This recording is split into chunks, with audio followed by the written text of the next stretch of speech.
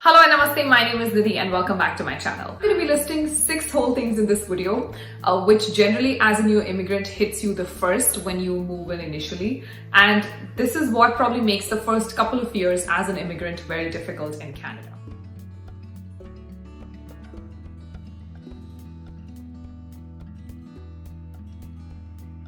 Number 1, the peace, the quietness around you.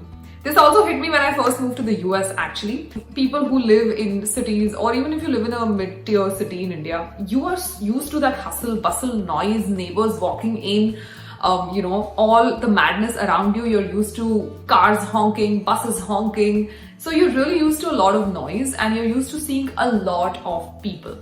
When you first move to Canada, unless you're moving to a big city, if you're living in just a very regular city, like I live in Burlington, which is about 30 minutes from downtown Toronto, so these areas are very, very quiet. I've actually had friends who've said that they used to be scared because it was so quiet and so silent. Over time, you learn to appreciate it and you learn to accept and enjoy the peace that it gives. But initially, that can be something that is a little startling. And that's the first thing that you'll notice because that'll happen right on day one. The second thing that people generally notice is the draining job hunt process. In an ideal world, we all want jobs before we make the move, but that may not happen. People here, recruiters here, prefer having candidates in for interviews who are locally available. So you really have to be in the system to get opportunities, to get good opportunities. That being said, yes, you can find opportunities from across borders, but that is a little difficult. And I would say in the 1200 odd people that I've known, it's happened with 3 people only. So not to say that this is the whole population size, but in general, it is difficult to find opportunities if you are across borders, partly because you are on a very different time zone and also because there is a lot of talent available locally. Why should an employer wait for someone sitting in a very different country to first travel in, come down, and then interview with them and then, wait on the hiring process when you have so much talent that is available locally. So that can happen for very niche fields. For example, when my husband was looking for opportunities, because he's a cardiologist, the opportunities were very different. People were obviously willing to interview him and the process for him worked very, very differently. As opposed to me or as opposed to any finance professional who's looking for opportunities, unless you are in a very niche segment, and you have a very niche role, it may be difficult to look for opportunities. I've also noticed that job hunt is a very, very stressful process. I've been through it when I first moved to the US. It was extremely stressful because you are constantly trying to translate your existing skills and show how they are transferable to the economy here. When you first move into Canada, I'm sure you've read about the stories of how difficult it is to find opportunities, not because you are not talented, but just because it takes a little bit of time to understand the culture, how conversations here happen, how do you show up to an interview. All of that takes time, and if you're not in the system, you probably won't know how do you showcase your existing skills, how do you put them down, how do you translate them, and how do you make them transferable skills for the employers here. Yes, having Canadian experience helps.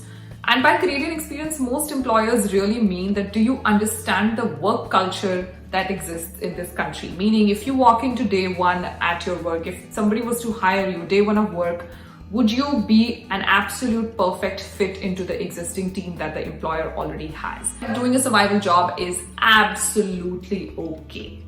It's not very satisfying for your ambitions, but it is definitely something that will help you in the longer run. Which gets me to number 3, the cost of living in the bigger cities. Now, obviously I've said that it takes time. The job hunt process is strenuous and draining, and it takes some time before you find a job of your liking. So for that, you need, until you end up doing a survival job, you need basic savings. I always advise immigrants to come in with 3 to 6 months of savings. The real estate cost is high. Yes, you could be living in a very fancy place in downtown Toronto, but those condos are definitely very, very expensive. You have to take into account what is the lifestyle that you're looking for, especially in the first couple of months. I know people who have amazing lifestyles who really want to spend, and so they have a certain kind of expense and budget, and they've come in with that type of savings. And I know people who've come in with basic savings just to make their ends meet. When you are thinking of immigration, please think of it from an open mind. Now coming to number 4, the weather. Canada's weather is probably the most talked about. Everybody that I meet says, oh my God, how are you staying there? It's so cold. So I'm sure you've heard it so many times. Is it cold in Canada? Yes, it is. To me, it took 2 winters. The first winter goes about in fun because it's so new. You're seeing snow for the first time. You're excited. You don't know what each day is going to be like. The second winter, you already know what it's going to be like. Because we're not used to being chained up in our houses, especially when we come in from countries like India, where we're so used to going into our neighbor's house, friend's house, constantly being on the move. From that to come in and then enter this winter drum roll in which you're chained in, and not technically chained in, but it's too cold to be going out and doing any activity. So that obviously makes it a little difficult. It's been 4 winters already for me, so I'm pretty much okay with it now. Jan and Feb are actually the 2 months that I do not step out a lot. December and March, like up until December, and from March I start going out. Even if I have to bundle up, I do it. So you get used to the weather. But yes, the first couple of winters may be very difficult. After the winter, the other thing that hits the most is missing the family. My home country is India. The timing difference and the physical difference makes it very, very difficult. And given the pandemic, initially I used to travel a lot and I would visit India at least twice a year. But given the pandemic, that thought has probably changed. Now I know it's not going to be that easy to travel back and forth. And of course, there's a timing difference, so you do end up missing family a lot. You don't see them as often as you would if you were staying in India itself. It hits the most on festivals. That when you immigrate, you really have no one except the person that you're probably moving with. And if you're moving alone, you're really doing it alone. So it is going to be difficult. And for me, that was very, very challenging. Number 6 is owning assets in bigger cities. Owning assets in bigger cities can be a little more time consuming and expensive as well, because obviously bigger cities are more expensive. Like for example, if you want to buy a car in Toronto, you could get a loan for that, but the insurance is rocket high. Most people actually pay more on the insurance and less on EMI. And same for real estate. The real estate is insanely expensive. So when you're looking for mortgage, getting a house and all of that, it's just really very, very expensive. The Northern Territories, which is, when you go upwards, north of Toronto, actually pay more money.